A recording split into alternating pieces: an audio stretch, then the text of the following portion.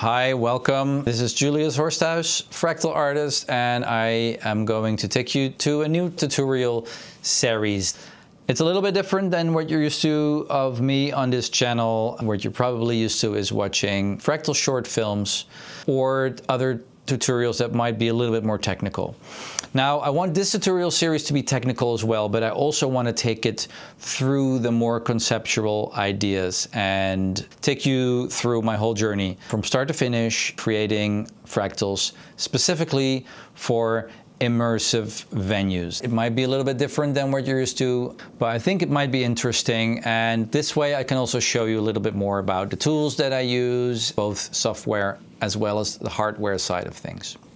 I'm a fractal artist. I started out in the film industry and the visual effects industry. And basically I've always wanted to be a director. I wanted to create films, and at some point I started writing a film script and it had this fractal scene in it.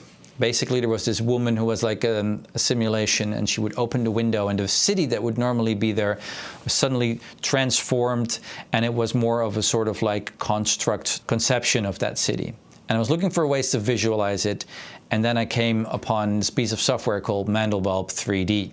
Having had a lot of experience with compositing and visual effects, I started playing around with it, and I got extremely fascinated with it. So what fractals are, there's basically a lot of information about it, but fractals are these mathematical equations that if you render them through a computer, you get these very intricate, infinitely complex visuals, objects, 3D structures. And like with other 3D software, you can take the camera through these structures.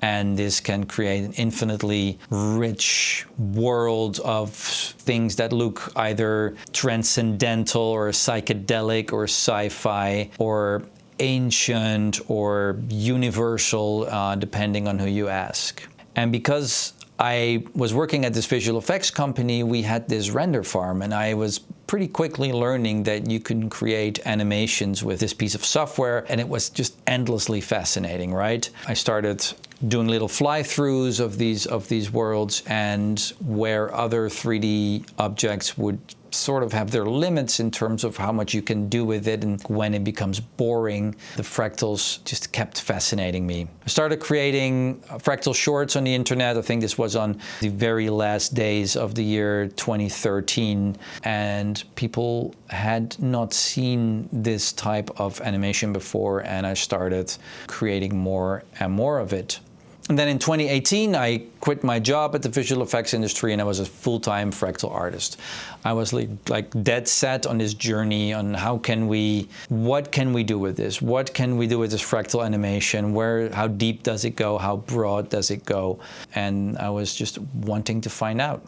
And I have found out a little bit about it, and I think I would like to share all these things with you. Like I said, that's going to be in this tutorial series. I don't know exactly how it's going to be structured, but I hope to release one of these pretty regularly.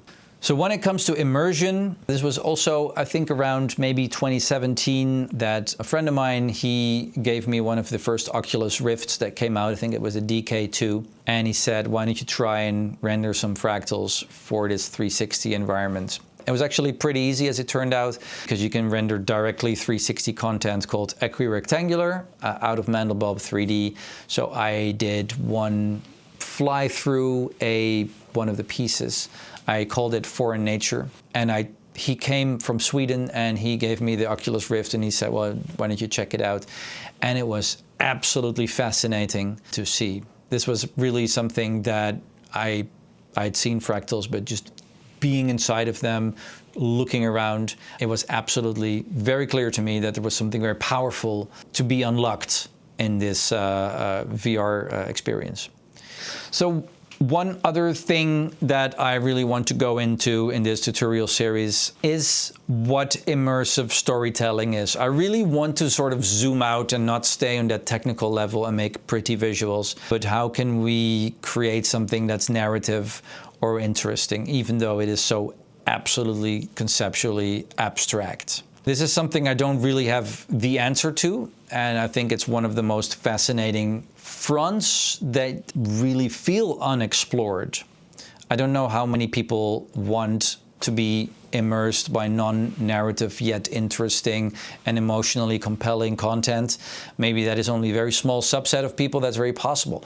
But these domes are coming up everywhere. We have now an LED dome here in Europe. The first one just opened a few weeks ago. LED domes are popping up all over the US, and domes have this beautiful way of putting us in the center, making us feel dissolving into the entire screen, and with the right patience and render times and resolution and what have you, it is very possible to create something. I think that is a new type of storytelling, a new way of showing content to the world. Something that's just not possible on a regular screen. Of course, what we're going to do as well is give you a little studio tour, show you the environments that I work in. This is my home studio, and we're going through things like firing up Mandelbulb, checking out what we can change and what results we can get. We're gonna look at After Effects, DaVinci Resolve. Those are tools that I use for the editing of the fractals. Very important stuff. And we're going to do things like, I don't know if you can see, but I got all these thumbnails printed out of the different fractals that I made. This is a tool for me to very quickly jump into parameters and these types of things. Stuff that's digital is usually sort of difficult to really to get a feeling with. So as much tangible as you can get it, the better these types of things are, right? Other things, of course, we're going to look at VR. This is a MetaQuest 3. Recombination is a VR album that I created for this. You can completely download it. It's in the link below. That is if you have a MetaQuest, a Quest 2 or a Quest 3. If you do have a VR headset like this, I really recommend checking it out. It's very interesting and cool to see how these fractals work in VR. It's absolutely different than anything else. Maybe some other tools that we'll go into is more about full dome filmmaking, which is something that is, for me, really fascinating at the forefront. And I think that the new film that I'll be making will have some real footage. It's not going to be completely digital. I'm going to try, and it's only a little bit, but I'm going to try to put some real world stuff in there. I think the digital fractals will gain more meaning if we can somehow connect them a little bit with the world that we live in. And I think this is a theme that we'll see throughout, especially when it comes to highly abstract, highly digital work. I think it is important to connect it with the real world. Now, one way to do this is with this fisheye lens. This is a lens that is exactly 180 degrees, and this is the exact same thing that a full dome theater does.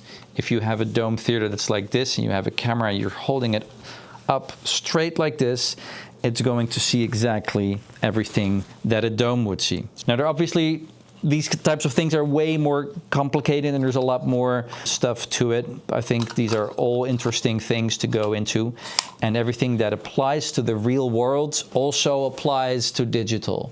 The same type of film language, if you will.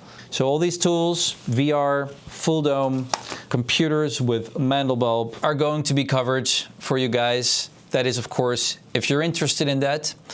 Obviously, this can be a two-way conversation. You can let me know what kind of things you would like me to cover, or if you would rather just watch the normal Fractal short films that I have on this channel. You can let me know. I'm not sure exactly yet how I'm going to give this shape, but I think it's an interesting new thing, and I hope that you will learn something from this. So thank you very much for tuning in, and hopefully I will see you soon in the next part of this tutorial series. Thank you.